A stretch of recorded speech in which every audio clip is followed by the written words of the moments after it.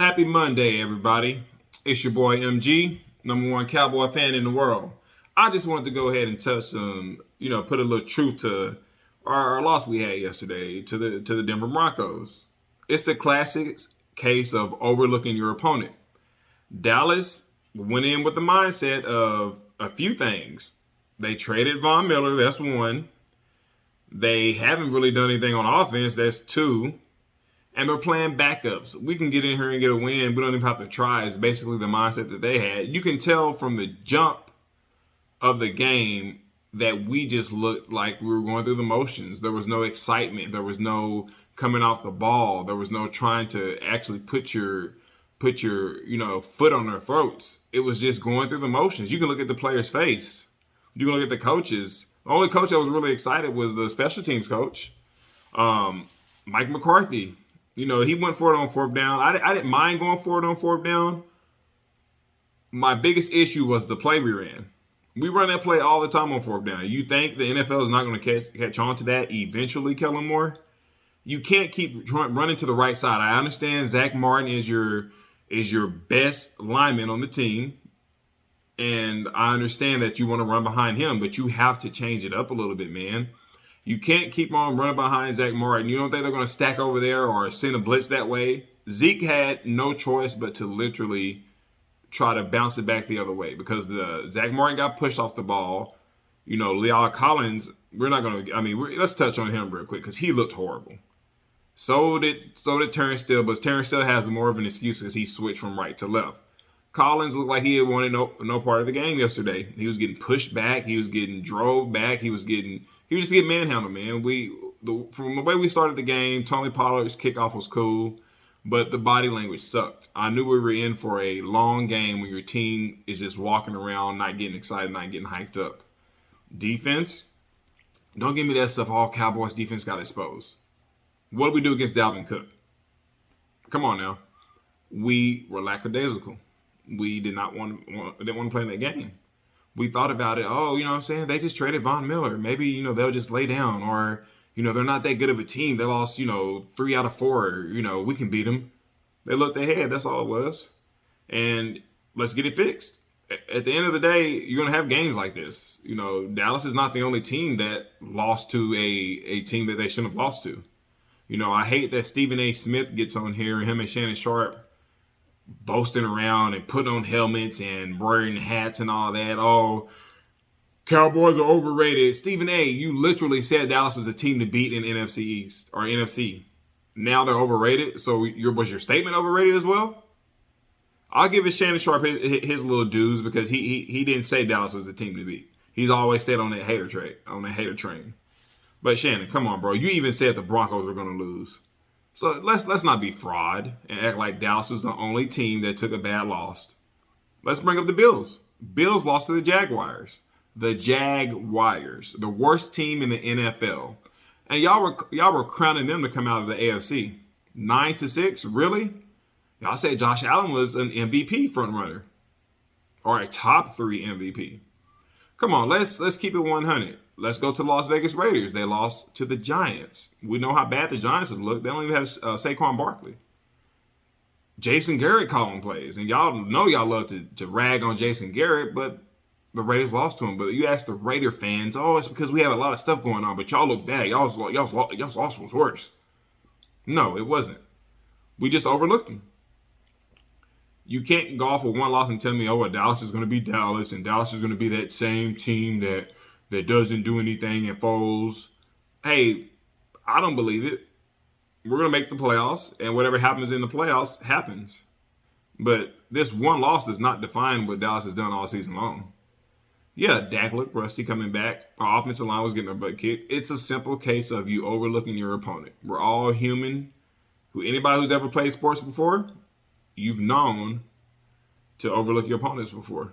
That's why they say if you have a bad week of practice, I guarantee you go get your butt kicked by a worse team. I just hate the fact that ESPN tries to get over here, and I know it's for ratings, and I know they try to, put the Cowboys' voice in there and put the Cowboys' name in their mouth and get those ratings. But let's not act like Dallas was the only team that lost to a bad team. Let's keep it all the way 100. Because again, the Bills lost to the Jaguars, Saints lost to Atlanta, and the Raiders lost to the Giants. So y'all just not gonna talk about them. We're just gonna keep them pushed to the side. Mr. Josh Allen was boy wonder, and I'm a Josh Allen fan. I like Josh Allen. He's a good quarterback, but he looked horrible against a horrible team, as well as the Bills. The Bills just looked horrible. Period. You can't score but 6 points on the Jaguars? Like, really? But Dallas was the team that looked the worst and looked to be exposed. It doesn't make sense to me.